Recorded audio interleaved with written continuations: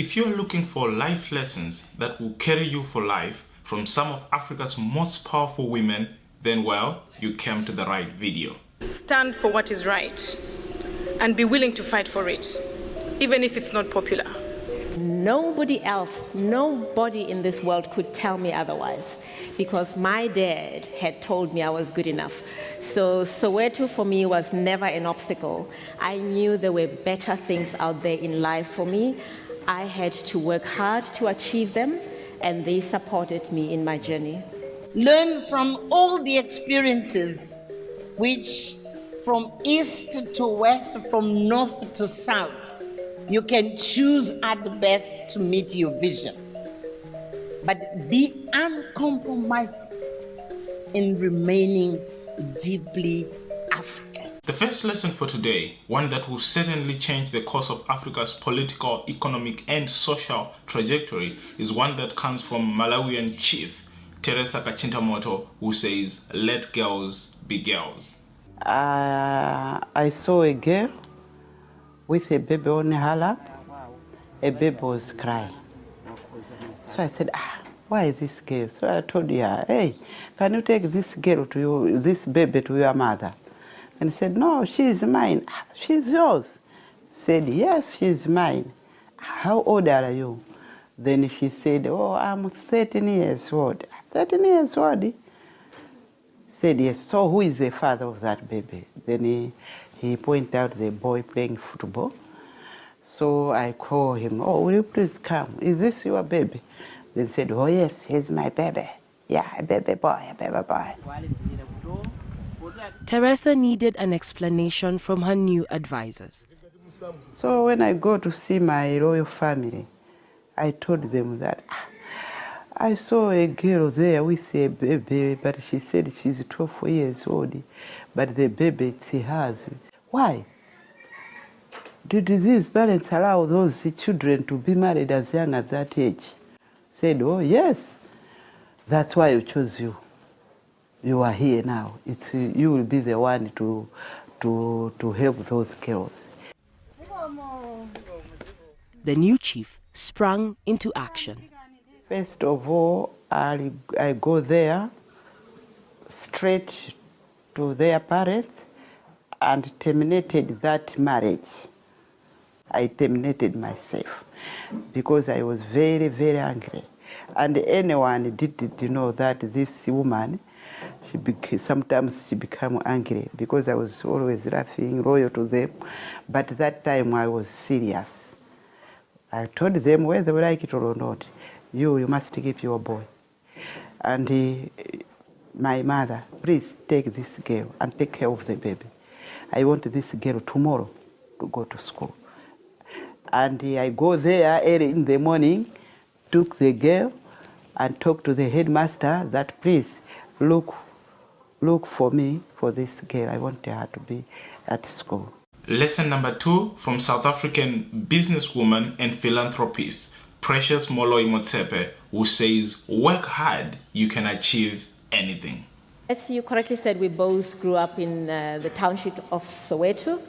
That's the same township where Nelson Mandela, Bishop Tutu, who's also very well known, also grew up, including the very famous Soweto uprising of 1976.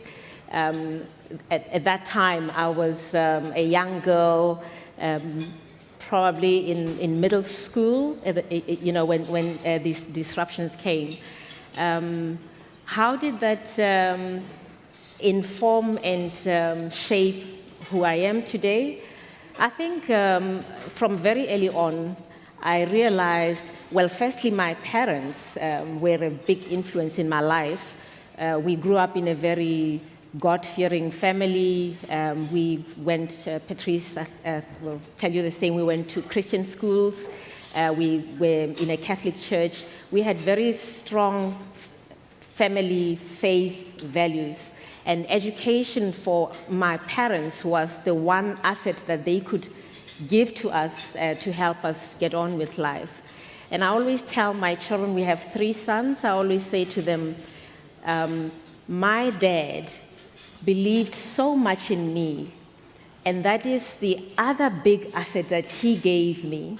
You know, he used to tell his siblings, this is my daughter, you ain't seen nothing yet. You know, he was so proud of me. And that instilled... He was quite right. Well, that instilled a sense of self-confidence that nobody in this world could tell me otherwise, because my dad had told me I was good enough. So Soweto for me was never an obstacle. I knew there were better things out there in life for me. I had to work hard to achieve them, and they supported me in my journey. Of course, after you work hard in school, as what Precious has already told us, you'll figure out that you might find yourself with an opportunity to start a business. And this lesson comes from Ethiopian entrepreneur Bethlehem Alem, who says, well, if you find yourself in a situation where you have a business idea, then go ahead and start. Do not wait. I didn't have a lot of people supporting me from the government, right? I didn't have a lot of people supporting me from organization. And I don't think that's really important. What's important is your idea and what you want to do about it. And it's about your dream. If you're going to do it, of course, we're all going to take risks. Life is a risk. We always take risks. So I would say to you, if you have any idea to develop any business in Sudan, I think it can be done, and you can do it around the way I do it. You don't have to conflict with governments and things like that. If people see the change that you bring in, then they start supporting you. So you better start it if you have any ideas to do. It's very common, of course, that once you have worked so hard and put your life and sweat and savings into your business ideas, some people might want to come and expropriate what they didn't actually help you build up. This lesson, which comes from Africa's only remaining female billionaire, who she gives out advice and she says you have to be ready to fight for your business. And this lesson, of course, is something that she was explaining what had happened to her when the government of Nigeria at some point tried to expropriate her shareholding in an oil conglomerate that she owns and she runs with her partners. We had nothing to lose by fighting back, but we had everything to gain if we won. So we decided to take the government of the day to court. People thought we were crazy, but there was nowhere else to go. Every door had been shut in our face. We were depressed, dejected, upset, angry, but who do you want to punch? Nobody to punch. It seemed as if it was the end of the world and everything had collapsed in our faces. Short of throwing in the towel and giving up, we decided we would not do that, that we would take the matter to court. People were saying, but you can never win against the government when you go to court. Government always wins. We said it's going to be fight to finish. We are going to go all the way, whatever it takes. So we started from the lower courts. It took 12 years to get to the point of the final judgment at the Supreme Court. It was bittersweet. In retrospect, when we look back,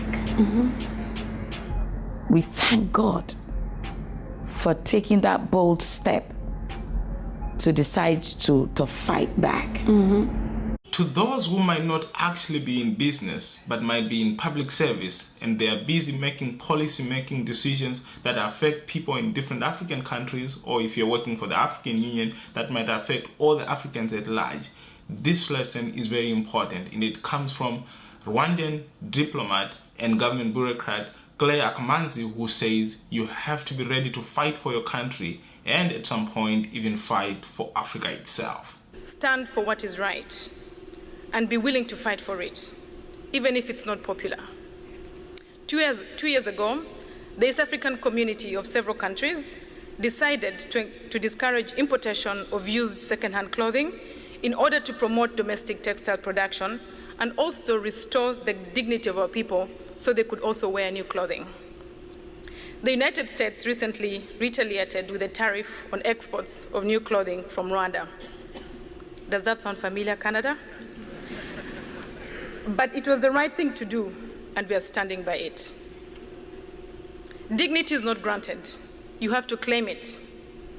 In Rwanda, we call this agaciro. Young Africans and their leaders today demand for equal representation globally and for a voice.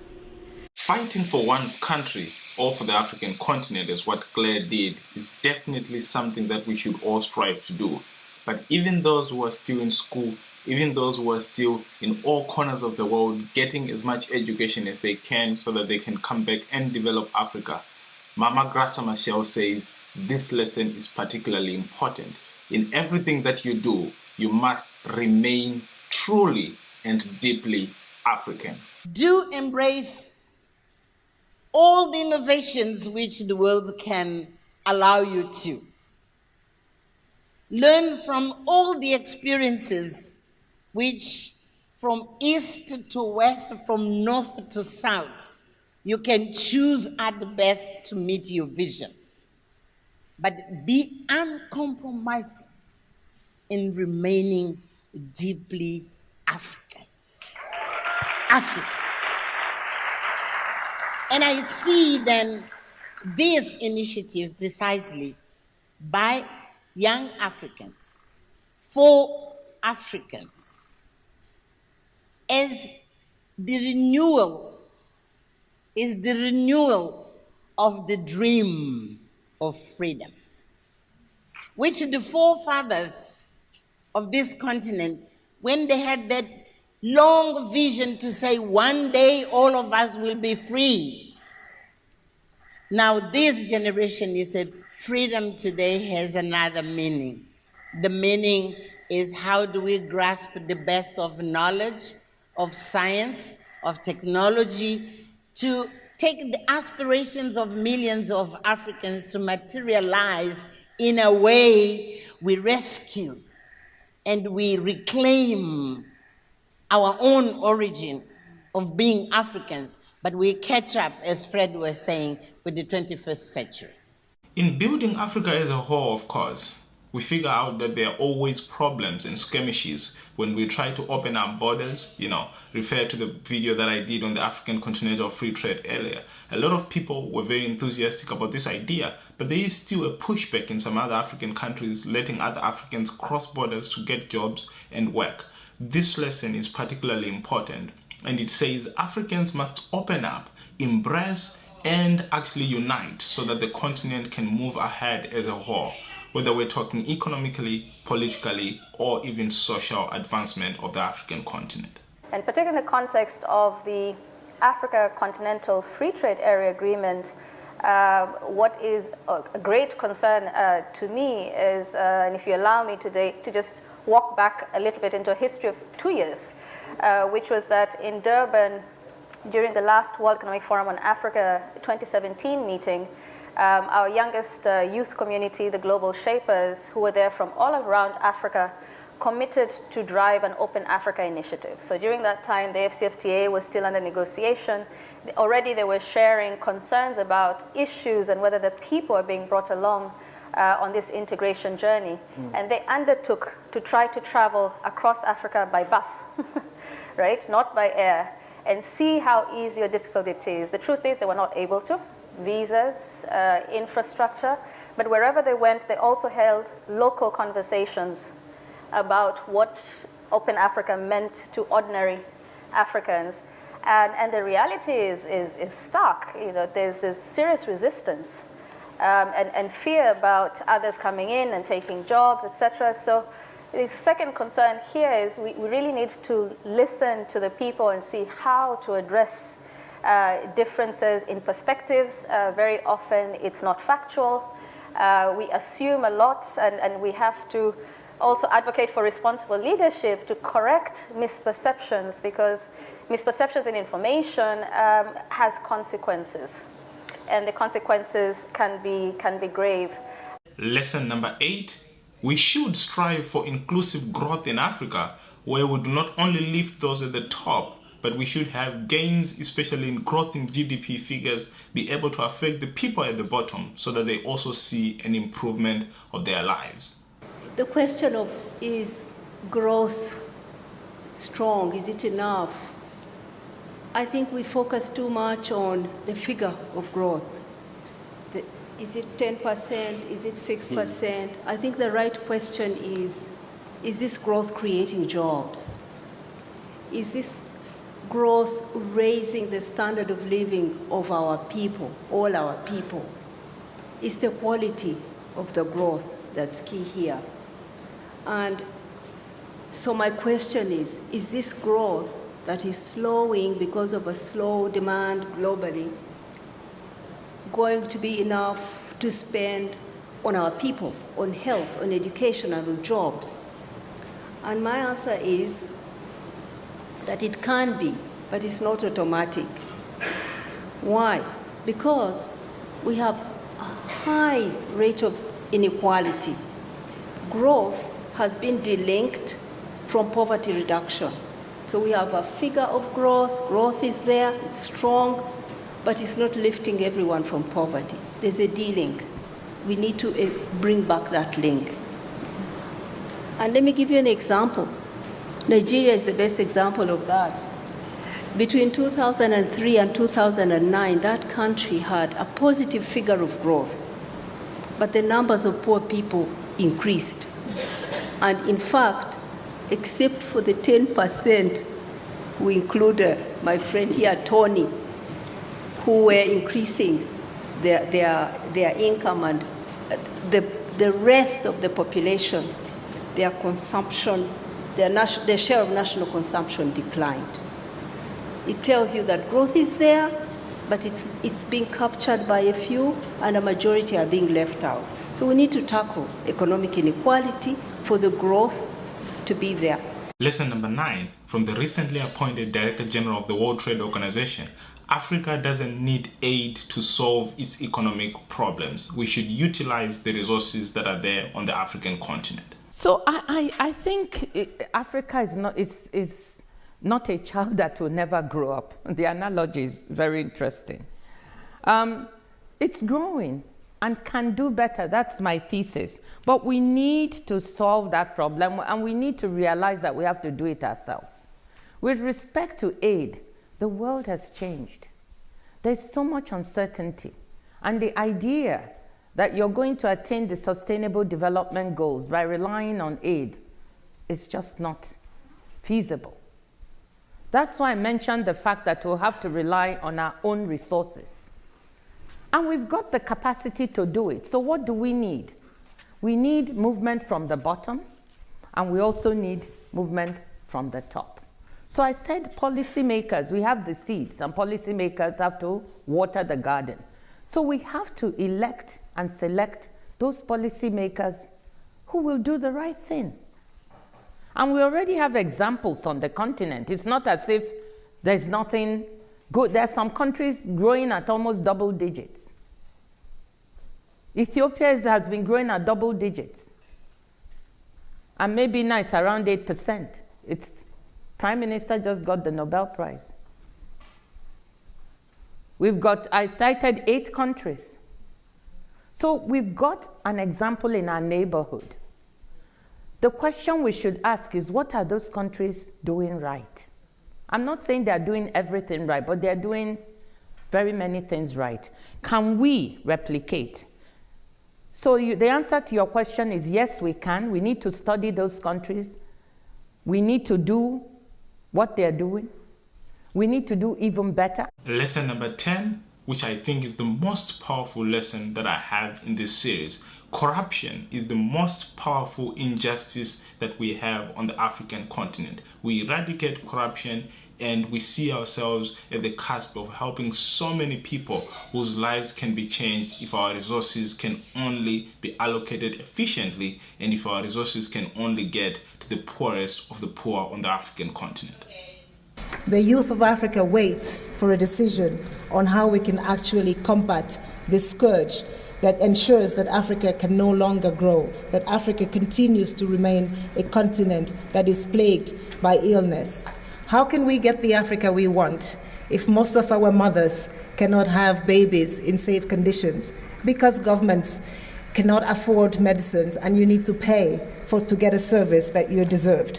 How can we get the Africa we want when women cannot have access to land because of corruption? How can we get the Africa we want if collectively we let our most precious assets, the youth, drown in foreign waters because their thirst for freedom cannot be quenched because of the corruption that exists on our continent? When our youth no longer believe in their leaders, when our youth no longer believe in our institutions, we cannot get the Africa we want. Corruption, we must admit, has held us back for far too long. The injustice of corruption brought to life within our institutions is more powerful than any other injustice that we face as a continent. It is an injustice that grows on the continent and clearly is an injustice that can be taken care of on the continent. This video was one of the most exciting videos that I have made, especially from my research side and trying to figure out who I would actually pick out as 10 women who I would want to spotlight. Of course, I tried to give a balance of people who are there working in civil service, people who are working in government, people who are working in the traditional sort of leadership, as you saw with the chief Teresa Kachinda, and of course people who have varied experiences both on the African continent and outside of it. Of course, if you do think that there's an African record breaker, a female lioness who I have left out and who you think I should have profiled in this video, you can let me know of your grievances in the comments below. And of course, if you want me to profile another African lioness, do let me know again and we can see what to do next time. And until next time, my name is Maro.